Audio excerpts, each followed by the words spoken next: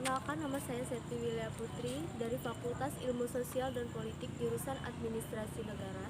Di sini saya akan menjelaskan tentang pengembangan paragraf yang sering ditemukan dalam berbagai karangan. Yang pertama, sudut pandang. Untuk memperkaya sebuah uraian atau berita, kita dapat menguraikan hasil penyerapan pencideraan kita. Yang kedua, contoh sebuah gagasan yang bisa menjadi jelas jika terjadi dengan contoh atau ilustrasi. Yang ketiga, klimaks dan anti klimaks. Paragraf diawali dengan gagasan bawah.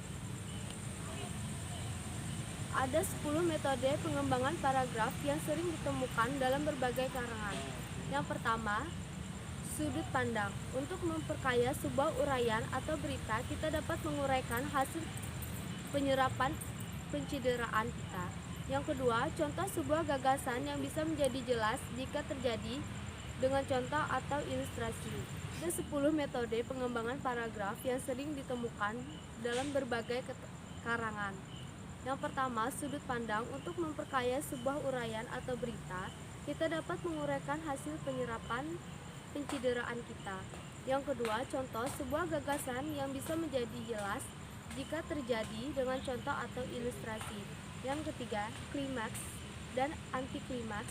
Program diawali dengan gagasan bawahan yang tidak terlalu penting, diikuti oleh kalimat-kalimat yang berangsur-angsur meningkat kepentingannya. Yang keempat, definisi luas.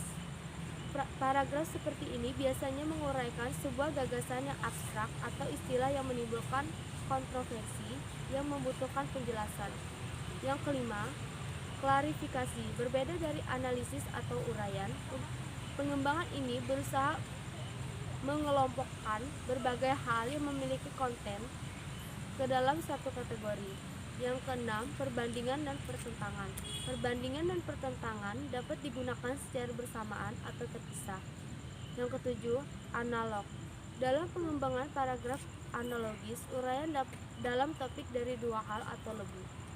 Yang kedelapan, sebab akibat. Dalam paragraf ini diuraikan hal-hal yang menyebabkan suatu peristiwa terjadi atau sebaliknya.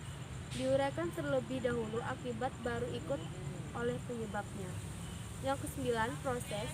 Pengembangan paragraf ini menguraikan proses bagaimana sesuatu terjadi atau terwujud. Yang ke-10, umum, khusus, dan umum. Kedua cara pengembangan paragraf ini merupakan cara yang paling umum digunakan. Paragraf panjangnya nggak usah.